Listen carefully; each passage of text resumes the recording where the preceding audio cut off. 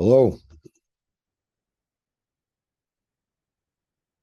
I thought I'm getting some comments here. It made me think, maybe it would be good if I explained a little bit about creative thinking and conceptual blending, because I talk about it a lot in my tarot teaching. And I wanted to talk about how it relates to the tarot and really about how it works, even outside of the tarot, so you can make the comparison easier. And really, it's conceptual blending is a creative thinking technique, and it's one the mind naturally does anyway. We didn't know that until just recently, the last 50, 60 years or so. We didn't really understand that, but our mind works this way. And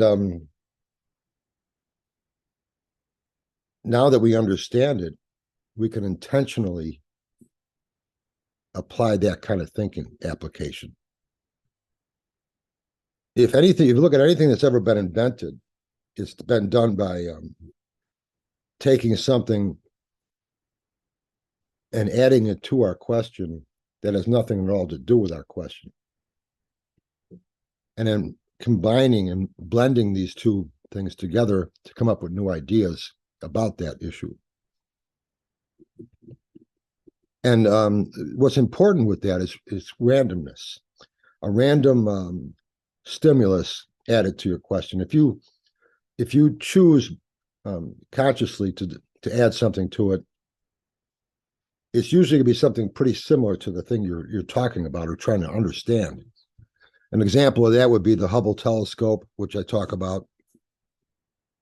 And the Hubble telescope was almost put on a shelf, was almost never done, because they couldn't figure out how they're going to focus it. You can't focus, a telescope focuses by extending or retracting its length. But to look light years away in space, you cannot design something that could extend that long to look that far. They didn't know how they're going to be able to focus this thing. So so they were stuck there. And in order to think about it, if you're thinking about it rationally or from your conscious mind, you're going to be thinking, well, what about like binoculars or microscope or camera lenses and things? You'd be thinking about things that are pretty much in the same category as a telescope. And you're not going to come up with any ideas, original ideas there, because they're very similar to each other. So adding something random, if something random is added to it, it has nothing to do with the question. That's where novel ideas can come up. New original thinking can come up. But it has to be random. Otherwise, you're going to pick something that's pretty close to the telescope. So where do you find randomness? You could say, well, okay, an example with the Hubble telescope, and now, like I said, our mind does this anyway. One of the people in that think tank was in his hotel room thinking about this question, and as he decided to take a shower, and as he was taking a shower, he's playing with the shower head, and the shower head in this hotel room expanded or retracted the stream of water. It was adjusting a wide range to a short stream, opening and closing. And he's playing with this shower head, thinking about the telescope. And they ended up looking into he came back the next day and talked about it. And they ended up looking to see if they could design a telescope that focuses the way a shower head opens and closes to allow water to flow through it. Make a telescope that will allow light to flow through it and focus in the same way. Now, a shower head has nothing at all to do with focusing a telescope, but that's where they got the idea from. So so we think about things that we make these connections sometime just by accident. We have all throughout our history. Take a look at the typewriter. Christopher Scholes invented the typewriter. He wanted to invent a typewriter. He wanted to invent a machine that can custom print a letter or other text without putting it on a printing press. And he was watching a concert, and he was watching a person playing the piano in that concert, and he thought about the piano keys. And if I press a piano works, if you press this particular key over here, it will consistently give me the same note. And a key over here on this side, if I press, will consistently give me a different note. And the operator of the piano would know what keys to press to get what particular note. And he said, well, what if we made a machine that I press keys on, like a piano, and it instead of a note, it would print a letter of the alphabet. So the typewriter was something that changed the world, was invented by making a connection with piano. That's conceptual blending. And Leonardo da Vinci said that we should observe nature to come up with ideas. That was his randomness. Things in nature. How does this help me with this? How does that help me with this? Things in nature helped him do that. But adding any type of a randomness, what that does, if we have a question that we don't have an answer to, that means we've searched everything in our learned knowledge for an answer, and there's nothing there. And if we have no sources to get that information, we're stuck. But adding some type of a random subject to our question forces me out of my learned knowledge, left brain thinking. And now I have to use my right brain thinking to use my imagination to make a connection between this randomness and help somehow being useful to my question. Anything that's ever been invented, for the most part, was done by us accidentally doing this.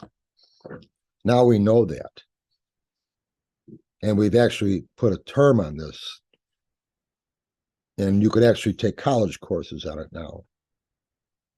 And now that we know that that's how it works, is by taking some dissimilar subject and adding it to our question, which forces our imagination to connect the dots with it somehow, to come up with a novel idea, something we were never thought of before. This forces us to use the right brain thinking. That's where your imagination is. And that's also where your intuition is. So if you're doing anything with the right brain, you're opening up the doors for intuition to come to you. And you are also using your imagination. It's also where your feelings come from. So we don't really use the right side of the brain that much. And we're taught to look for answers with the left side, with our learned knowledge. Einstein said imagination is more important than knowledge, and that's why he said it, because if all we had was our learned knowledge, you would never find any new ideas. So now the application we have in place after we've, by the way, genius minds who created all these inventions, nothing to do with IQ. Genius has nothing to do with IQ. It's just the way they think. They think different. And you could take, they could take anything and see if this helps me with my question in some way. I showed this yesterday in the YouTube as a randomness that might help me with my question. This is, how can the blind read books? Does this pine cone help me? Louis Braille figured out from a pine cone the use of Braille by touching the points on the pine cone, and thought, well, what if you put points on paper in certain patterns to represent letters of the alphabet? He did that from a pine cone. That's how things are invented, by adding some type of something random. Now, you can find randomness anywhere. What a tarot reader does is they get their randomness from 78 cards called the tarot. These are shuffled, and then randomly one of these cards is placed into positions of our question, known as card spread positions. That forces us to use our mind, our imagination now, and our intuition to make an association between this particular card, whatever meaning I've assigned to this card, or what I've learned about the tarot, is not important. This card has a meaning. I have to take the meaning of this card, whatever ideas this card gives me, and make it connected with that aspect of my question. That's conceptual blending. Adding a randomness to elements of your question forces you to use your right brain thinking, and mankind does this anyway. So it's nothing we really have to learn. We've already been doing this, but we never knew that that's what we were doing. Now we know that this is how we get new ideas. Like I said earlier, my last video, artificial intelligence looks into a lot with creative thinking and conceptual blending. Most of the associations we make are going to be a metaphorical association. And that's a good way to make it fit to our question. When it's random, we're forcing something that's nothing to do with our question. And now we have to take this randomness and make it fit in here. Where again, if we were choosing something to come in to add to it, we would choose something like with the Hubble telescope. We'd be looking at binoculars, eyeglasses, magnifying glasses, microscopes, things like that, because we're taking things from that category of telescope and we're adding it from there. But when it's random, anything goes. Think of things you find in the desert. That might help us. A randomness. Think of things you find in the hardware store. A randomness. So now we have actual structured applications of thinking that spark this. And these structured applications of thinking are identical to what a tarot card reading does. In order to analyze any question, you have to break it apart. You have to fragment it, just like a card spread does. Different positions represent different aspects of the question we're looking at, or they're supposed to. And then we add a random tarot card to each one of those positions. Position 1, position 2, position 3. And now I'm forced as a reader to make an association with this card for position 1 as it pertains to your question. Today, there is no other way to describe that except conceptual blending. But we know what it is now. We didn't understand this, like I said before, but the mind works this way. But it was accidental when we found something. Genius minds always looked at possibilities, but most people don't. If we do, we come across it, we got lucky. Now we know how to intentionally apply that. Now, the tarot reading has been such a strong mindset as the tarot being unexplainable, because this works so well. If I have a question I don't have an answer to, I can apply a reading, and we didn't understand why, but I'm getting answers I didn't know. I don't know where they came from. Now we know that technique today is widely used worldwide by all sorts of people. It's studied in our colleges. It's a psychological study. And we have a name for it today. Conceptual blending. And that is a creative thinking technique. And really, any creative thinking technique that's out there will use conceptual blending. It's such a basic part of creative thinking that we're just scratching the surface with understanding that. The term conceptual blending didn't even become official until 1993.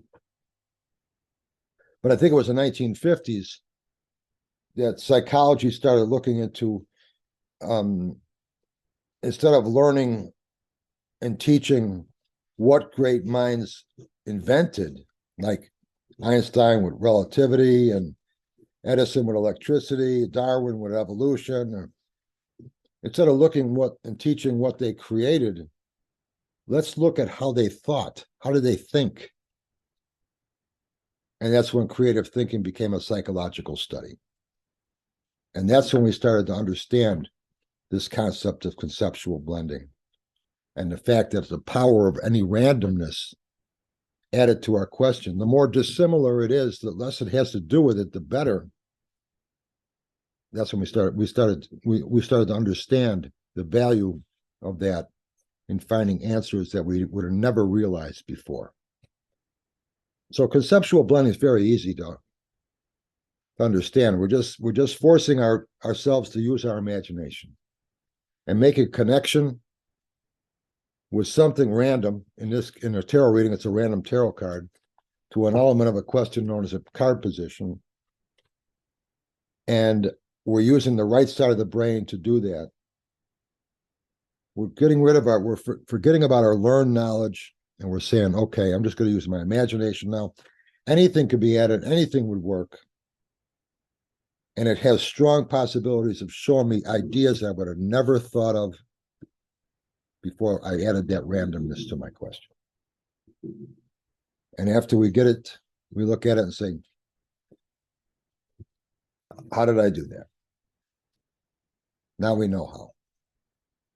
So it's a powerful tool in finding answers that were hidden before, answers we didn't see. And that's what conceptual blending is. There's a good author on it, Michael Michalko,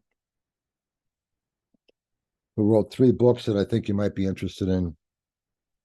This is one of them, Cracking Creativity, Michael Michalko. I think this is his first book. It's all about creative thinking. And so Cracking Creativity, Thinker Toys is another book of his. And Creative Thinkering. He wrote 3 books. He also made a deck of cards. I think it's called the Think Pack. For that reason, cards are random. So really random elements added to our question is how we get ideas that we never thought of before. And new ideas are predictions, but they haven't been done yet. So are we seeing into the future? Yeah. As far as your intuition goes, you're using the right side of the mind, right side of the brain, and that's where your intuition is too. So if you're using that side of the mind in a card reading or in some other way, you will feel intuitive about things, and you will open up that side that opens up for psychic awareness. Now, I've been a pro reader for a long time, and I can tell you right now, not all my readings have some psychic awareness to them. A lot of it might just be a strong hunch. I get ideas, but I can't tell the difference between a hunch and an awareness. It's a fine line there. I'll find out because my clients will come back and tell me what that was. I can say, well, I'm seeing this or seeing that. But you do use your psychic awareness as a reader. And the more you do anything, the better you get at it. And the more you develop it. So it's really a very basic application of thinking, creative thinking. And it's very easy to do, and we do it naturally anyway. But now you can see why, and it's used worldwide. And now you can see why there's a comparison, a very strong comparison, actually an undeniable comparison, by saying that a tarot reading is using conceptual blending. it would be hard to say it isn't. Now that we understand what it is. So I hope that helps clarify it a little bit. And I would check out his books, Michael Michalko. And he did endorse my first book, Genius of the Tarot. And we've talked on the phone. He's a good guy. Keep throwing cards. We'll talk soon. Bye.